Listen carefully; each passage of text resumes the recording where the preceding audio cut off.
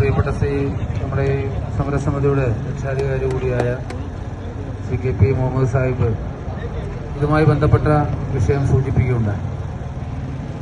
National highway അതോറിറ്റിയുടെ അധികാരികൾ ശ്രദ്ധിക്കേണ്ടുന്ന ഒരു കാര്യം, മനുഷ്യൻ പുറത്തിറങ്ങാത്ത ഈ കൊടും ചൂടിൽ, ഈ പൊരുവെയിലത്ത് നോമ്പിൻ്റെ കാഠിന്യം, നോമ്പ് വ്രതാനുഷ്ഠാനത്തിൻ്റെ നാളുകളിൽ തന്നെ ഇത്രയും ഏറെ ആളുകൾ നാനാജാതി മതസ്ഥിലും പെട്ട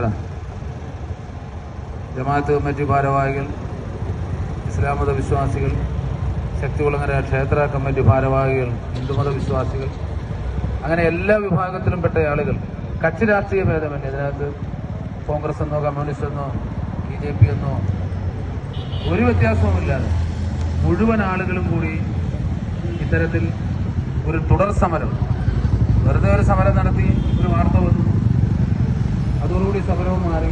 ഇതങ്ങനെയല്ല. ഇത് ഹൃദയത്തിൽ നിന്നും ഉണ്ടായ നാളത്തെ തലമുറ അനുഭവിക്കേണ്ടി വരുന്ന ഒരു ബുദ്ധിമുട്ട് മുൻകൂട്ടി കണ്ടുകൊണ്ട് നടക്കുന്ന ഒരു സമരമാണ്.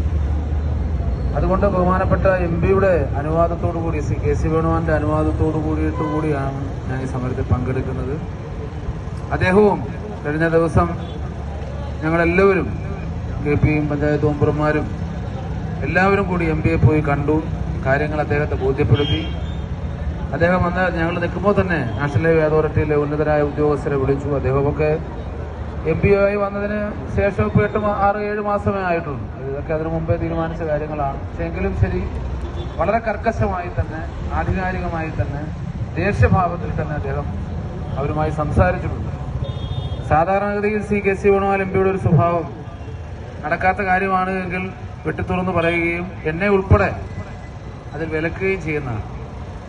അപ്പം നമ്മൾ ഉന്നയിച്ചത് ന്യായമായ ആവശ്യമാണെന്ന് അദ്ദേഹത്തിന് ബോധ്യമുള്ളതുകൊണ്ടും നമ്മൾ നടത്തുന്ന ഈ സമരം ധർമ്മസമരമാണ് എന്ന് ബോധ്യപ്പെട്ടതുകൊണ്ടുമാണ് ശ്രീ KC വേണുഗോപാൽ MP ഈ വിഷയത്തിൽ വൈകാരികമായി തന്നെ ഇടപെടുകയും സമരം ചെയ്യുന്നതിന് മൗനാനുവാദം തരികയും ജനങ്ങളോടൊപ്പം നിൽക്കുമെന്ന് അദ്ദേഹം പറയുകയും ചെയ്തത് വിവരം ഞാൻ അറിയിക്കും. പിന്നെ KP സൂചിപ്പിച്ചു, അത് അദ്ദേഹമല്ല ഞാനായിരുന്നു പറയേണ്ടിരുന്നത്. കാരണം പലപ്പോഴും നമ്മുടെ നാട് സംഘർഷഭരിതമായ അന്തരീക്ഷത്തിൽ കടന്നു പോകുന്ന സമയങ്ങളിലൊക്കെ, വലിയ വർഗീയ കലാപങ്ങളൊക്കെ ഉണ്ടാകുമായിരുന്ന സമയത്തൊക്കെ ശ്രീ തൊടിയൂർ മുഹമ്മദ് കുഞ്ഞ് മൗലവിയും ശ്രീ KP മുഹമ്മദ് സാഹിബ് ഉൾപ്പെടെയുള്ള ആളുകൾ എടുത്തിട്ടുള്ള നിലപാട്, ആ വർഗീയതയിൽ എരുതിയിൽ എണ്ണയൊഴി ചാളിക്കത്തിക്കുവാനല്ല, അവരെടുത്ത നിലപാട് നിരന്തരമായ ചർച്ചകളിലൂടെ ഇരുവിഭാഗങ്ങളുമായി, KPയും തൊടിയൂർ ഉസ്താദിനെയൊക്കെ സംബന്ധിച്ച് എല്ലാ വിഭാഗത്തിലും പെട്ട ആളുകൾക്ക് സ്വീകാര്യതയുള്ള ആളുകളാണ്.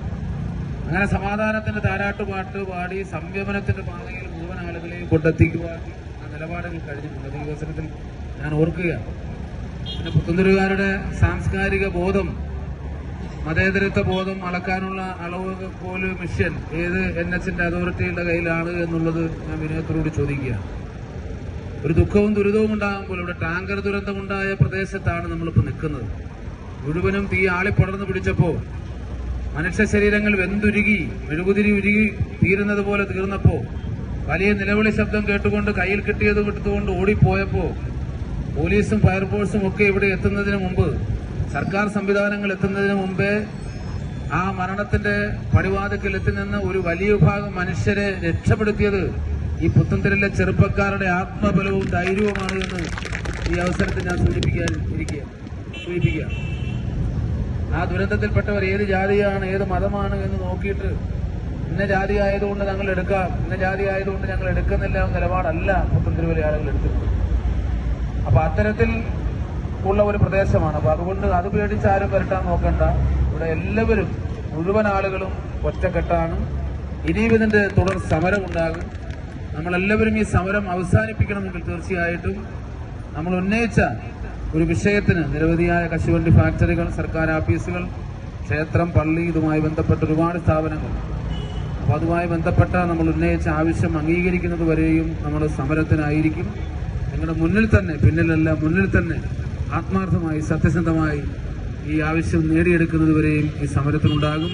ഞാൻ വീണ്ടും ആവർത്തിക്കുകയാണ്, ഈ നോമ്പിന്റെ കാലത്തും അതിന്റെ ഈ സമരത്തിന്റെയും ഉന്നയിക്കപ്പെട്ട ആവശ്യത്തിന്റെയും ആ തീവ്രത മനസ്സിലാക്കിക്കൊണ്ട് ഈ സമരത്തിൽ ഇത്രയും ഏറെ ആളുകൾ എത്തിച്ചേർന്നു. നിങ്ങൾക്ക് എല്ലാവർക്കും ഹൃദയാഭിവാദ്യം അർപ്പിച്ചുകൊണ്ട് ഈ മാർച്ച് ഉദ്ഘാടനം ചെയ്തറിയിക്കുന്നു. നന്ദി, നമസ്കാരം.